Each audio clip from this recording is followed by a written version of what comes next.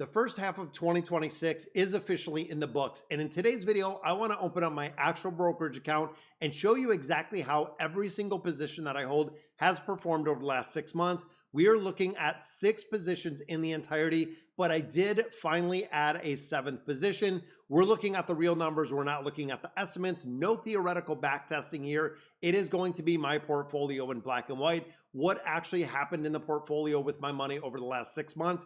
And I want to tell you exactly what we're keeping as it is, what I'm watching closely, and honestly, what you need to consider going into the rest of 2026. So let's go ahead and get into it. All right, guys, so here we are logged into M1 Finance. Now, this is the actual brokerage account. If you've watched my videos for quite a while, this is a portfolio that we've had for almost the last 5 years, and the growth in this portfolio has been absolutely crazy. When I started it, I only held one position, and that one position was the VOO. Then about 2 years, about 2.5 years later, we did extend into holding the QQQM, and we held the SCHD. So we broke our one portfolio, our one ETF, into 3 ETFs in the entirety. Now, since then, we've expanded a little bit more as the balance in here grows.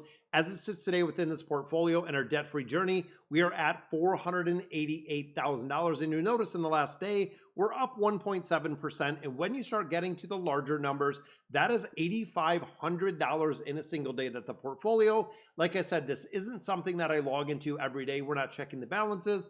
Anytime that I either need to make deposits, which are actually automated, every single Monday morning we do a buy. But when I'm moving something around or actually putting more money into it, I will make contributions. Now, if you want to invest in M1 Finance, I do have some links down below for M1 Finance and Robinhood. Makes a really big difference, and this is the platform that I really do prefer in conjunction to Robinhood because of the ability to really build up the portfolios. And I want to show you because we did add a 7th position into this portfolio, which was a couple days ago, which will actually be fully funded through dollar cost averaging. So again, every single week when we make contributions, it is going into the new holding until it hits a certain percentage that we're looking for in the portfolio. Now, one day, 1.77%, so doing pretty well. When we start looking at a week, we're at 3.36. So you'll notice over the last week, we've seen a really strong increase in the portfolio. When we go back further, even a month, we're down to 2.45. So the portfolio has had a lot of ups and downs. Now, as an investor, you have to be thinking really long-term trajectory. When I start looking at this and the trajectory of what we're seeing, I'm looking at probably 10, 15, maybe even 20 years in this portfolio where we're making regular contributions. And then, of course, all the dividends are reinvested. It is drip is turned on. And then, of course, those contributions is going to increase the balance as well as the compounding effect that we're going to see in the portfolio. When we back out to 3 months, we are at 31%. Now, that is a really crazy high number. Looking at 31%, 31.79, that's 116,000. So we've seen some tremendous growth. Even looking at year to date, which this is the midpoint of the year, we're down to 24%. So even though earlier in the year, we did see a little bit of a pullback, especially when it came to like April, last 6 months in the entirety, still yielding a 24%. Then we go back 12 months. So looking at 1 year, we're at 37.69. Now, if you think about it, guys, it's kind of incredible to see the growth that we've had in the last 12 months within these ETFs. And really the biggest part of the ETF that I want to talk about is outperforming. So when we think of the benchmark, when we think of something even keel, when I talk about the market in general, I am talking specifically about the VOO. That is the Vanguard S&P 500. That is the Beta Zero. That is what I consider the market performing, where again, historically, the market has performed around 10%. Of course, not adjusted for inflation, but overall, when it comes to the portfolio, yielding a 10% or higher is actually beating out the market, which is where we want to be. Then we look at all of this portfolio, and again, it's kind of crazy because we are at 204% return, which you can see right here, guys. So 142,000. 204%. And you'll notice that even coming way back here to September 24th. So it was literally the day after my son's birthday. I started this portfolio at 0. So again, September 24th of this year will actually be the 5th year we've had this portfolio. And as we're sitting right now, almost $500,000.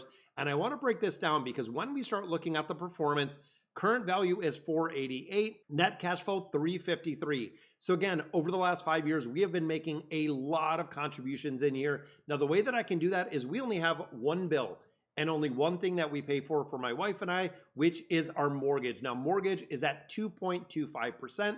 I've said this before, where do we invest? Do we actually go ahead and pay off the mortgage? For me, guys, have a finance degree, actually thinking of the mathematical side of it, I chose to invest, knowing where the market is. And when the market goes down, when we see a pullback, that is a huge buying opportunity. When the market was down in 2022, I did the exact same thing, dollar cost averaging every single Monday. Then when the market rebounded in 23, 24, 25, and now going into 26, the exact same thing when we seen the market rebound. And it's funny because when you look at the start value of the portfolio, September 24th of 2021, going into 2022, that was a pretty far down year. We seen 10, 20, some depending on what you're investing in, 25, 30, 35% down.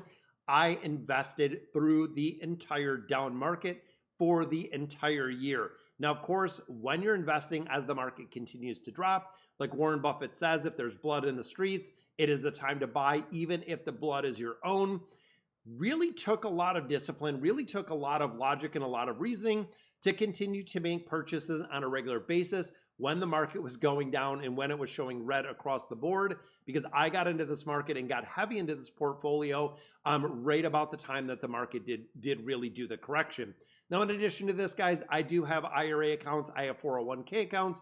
This is my taxable brokerage account that we have in here. So the market gain overall, 134,000 dividends, 72.88.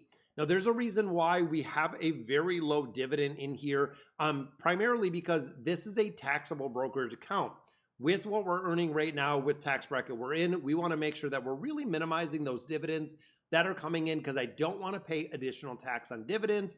I would rather have the growth. And essentially with this portfolio, there's going to be a point in time where we can turn this portfolio into more of a dividend generation by adjusting some of the percentages with the ETFs in here. And as a result of that, we can actually go through and systematically be able to get dividends, even though they're going to be taxable, but we can make sure that this can generate enough income when it gets time to retirement in another 15 or 20 years, that when we retire, the dividend portfolio or the money generated from this portfolio should be able to supplement Social Security and really go through and cover our expenses in the entirety. Now, for the individual slices, I do want to break this down, guys. So let's go ahead and look year to date. So we want to start with the 6 months and looking just the performance. Now, like I had said, we added a 7th slice in here, which you'll notice right here on the bottom. So looking at this, and again, in its entirety, I kind of want to take a snapshot and break this down. So the SPMO is my biggest holding, which is 30%. And you'll notice as it sits right now in the last 6 months, we are up 47%. Think about that for a minute, guys. We are up almost 50% in the SPMO. So when it comes to the Invesco S&P 500 Momentum Fund, absolutely crushed it. That is the reason why I've held this. You're getting the top 100 momentum stocks within there that they're choosing. And of course, this rebalances, and I love the way that it works. I love the way that it's performed exceptionally well. Then we look at the QQQM, which is right here, the NASDAQ 100. You can see up 20%. Now remember, we're looking to beat the market. That is what we're doing. The baseline is going to be the market. So you'll notice that Invesco QQQM, we hold 20% in here. So right there, that is kind of the growth aspect. Now, the reason for this is the growth aspect. It is broad market growth. This is not a satellite position. That is not an aggressive position. This is a broad market growth, which is what we're looking for, and exactly why we have a 15 to 20 year time frame, like I said earlier, to really grow this portfolio. Then we have the VOO. This is the Vanguard S&P 500. This is going to be the foundation at 20%. Now, a lot of people say, and looking at the return, 10.79, traditionally, historically, around 10% for the S&P 500 has done incredibly well. But when we look at the combination, a lot of people use the VOO, the VTI, or the SPMO as their foundation. So if you think about using the SPMO as the foundation with the VOO, that roughly means that 50% of my portfolio is in foundational ETFs. Now, of course, a lot of people say the SPMO is foundation. I hear the SPMO is a growth ETF. I hear sometimes it's a value ETF. It depends what it is cycling through and exactly what is built in there. But overall, guys, when I start looking at, again, the fundamentals of my portfolio, the risk that I'm willing to take in here. Roughly 50% is broken between both of those. Then we get into the Van Eck Semiconductor Fund. Last 6 months, it is up 89%.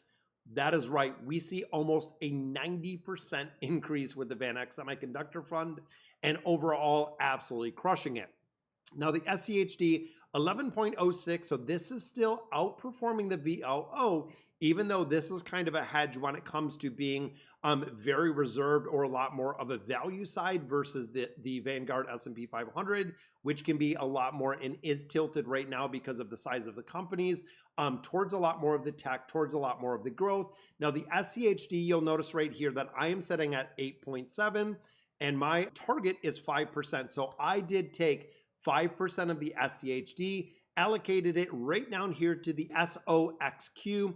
This is, of course, the Invesco version of the semiconductor fund. So when we think of semiconductors between the SMH and the SOXQ, which I know the other version of this is the SOXX, which a lot of people do hold. And the reason I chose this one, and we've added this to the portfolio, you'll notice we have about 5,000 in here, still up around 10%, which is kind of crazy, is because of the ability to cap at the 8%. Once I did the video on this ETF, I was like, you know what, a small part that I could put into my portfolio, I'm gonna go ahead and do, and I trimmed out a little bit of the SCHD. Like I had said earlier, when it comes to dividends in this portfolio, I do not want dividends in this portfolio. I do not want the dividend generation. I do not want to pay taxes on the dividend in here. Now, like I said earlier as well, when it comes to the drip in the portfolio, everything is actually reinvested right back into the portfolio. And when I have the ability, when it does come in, this is the way M1 works, is when I make a contribution as it sits right now, it will take my lowest position, which is this SOXQ. Kind of hard to say there, but you'll notice that we're almost at 1%. Our target is 5. It is going to continue to automatically balance this portfolio based on my allocations, meaning that even looking up here where let's say the SMH is 15.7%, because it's over the 15% targeting, when I go ahead and make contributions, it is not going to add more money to the SMH because the portfolio is automatically rebalancing based on what I set this portfolio to do. So again, when I look at something that is under like the VOO or this one down here with the SOXQ, it will actually put the money that I contribute on a weekly basis right into this portfolio, always trying to rebalance through contributions versus rebalancing the portfolio in its entirety. Now, the other holding that I have is the QTUM. So this is, of course, the quantum computing ETF held in 5%. So held in a very small amount. So when we start kind of breaking this out and thinking about it, thinking of more of the aggressive ETFs that we do have in here, 15% for the SMH, we have this 5% in the SOXQ, and then we do have 5% right here in the quantum computing. Something that I really do believe in is one, semiconductors and the whole structure, as well as quantum computing, which of course is going to have a considerable amount of overlap in there. But even looking at some of these, they do hold some of those small cap, mid cap, even holding some of those international companies that we do see. That is within this space, making up 25% of the portfolio in the entirety and a little bit more aggressive, which is fine because again, 15 to 20 year timeline for that aggression to come out, for a lot of those Van Eck semiconductor funds to really run, as well as having the foundation with the VOO. We have the SPMO that is going to be growth at times, value at times, and of course, a perfect complement when it comes to the VOO.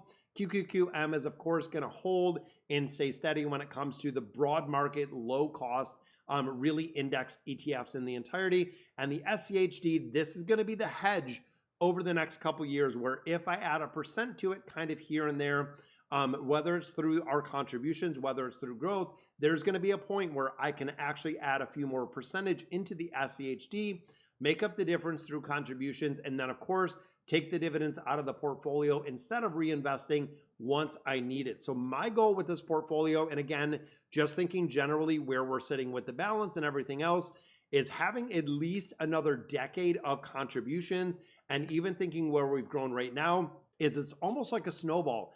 Once you get the portfolio to a certain size, it will continue to build faster and faster and faster when we have the compounding, when we have the growth factor in there, when you have contributions and you have dividends that are going in there. This is going to continue to run and continue growing faster for a portfolio. which means when we get to 1 million, when we get to 2, 3, 4, and even $5 million within this portfolio, we can continue to let this run. And there might actually be a point where when the portfolio gets to a certain size, like I had said earlier, you can take the dividends that we're earning and just live off dividends in the entirety with Social Security, and being able to, again, let this portfolio roll for generations to come, going to my kids, going to my grandkids, really breaking it out in the entirety. So guys, that's going to do it for today's video. Definitely wanted to break it down and show you exactly what we added, why we added it to the portfolio, because it is pretty dynamic. It is ever changing.